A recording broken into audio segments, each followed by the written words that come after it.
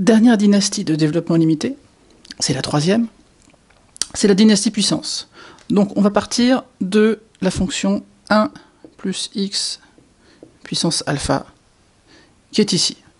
Et donc son développement limité, grâce à la formule de Taylor, c'est 1 plus alpha x plus alpha alpha moins 1 sur 1 fois 2 x2, etc. Au numérateur, à chaque fois, vous diminuez de 1, et au dénominateur, vous ajoutez 1. Bon, ça c'est pour alpha quelconque. Maintenant, on va s'intéresser à la descendance de cette dynastie en prenant alpha égale moins 1,5. Et on va trouver le développement limité de 1 sur racine de 1 plus x. Puisque 1 sur racine de 1 plus x, c'est 1 plus x puissance moins 1,5. Donc on remplace alpha par moins 1,5. Donc on trouve 1 sur racine de 1 plus x, c'est 1 moins 1,5 de x, plus 3/8 de x2, etc. Je vous déconseille de retenir ce genre de développement limité par cœur, mais vraiment de le retrouver à partir de la formule originelle, sinon vous risquez fort de vous empêtrer, de faire des erreurs, surtout quand vous arrivez au 3e degré. Une fois qu'on a le développement limité de 1 sur racine de 1 plus x, eh bien encore une fois, comme pour les autres générations, on va faire des changements de variables, comme pour les autres dynasties.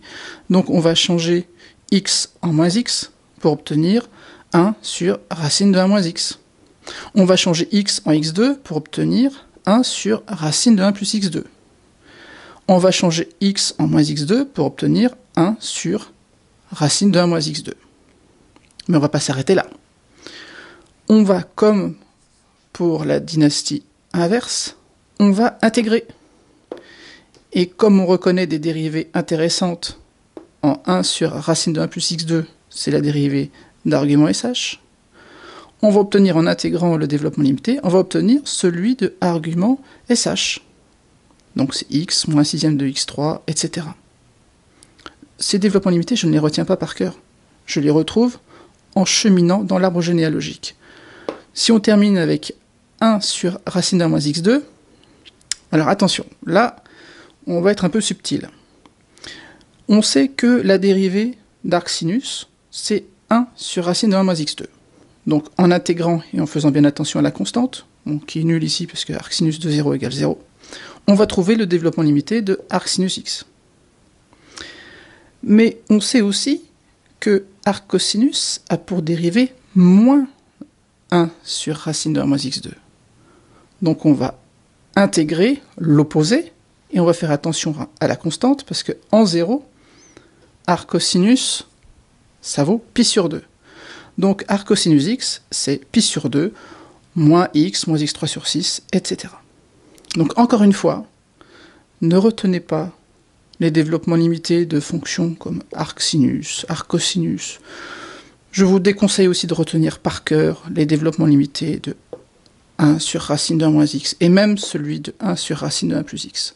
Retenez bien le développement limité de 1 plus x puissance alpha, et vous recalculez à chaque fois. C'est moins risqué que de retenir par cœur et de retenir un mauvais coefficient, plutôt que de recalculer. Ça veut dire qu'il faut vous entraîner quand vous faites des développements limités, pour retrouver rapidement, par exemple, le développement d'arccosinus x. Voilà, j'ai terminé ma présentation de la généalogie des développements limités. Vous trouverez sur mon site un arbre généalogique vierge et l'arbre généalogique complété, qui vous permettra, j'espère, de mémoriser sans peine les développements limités usuels. Et moi, eh bien, je vous dis à bientôt.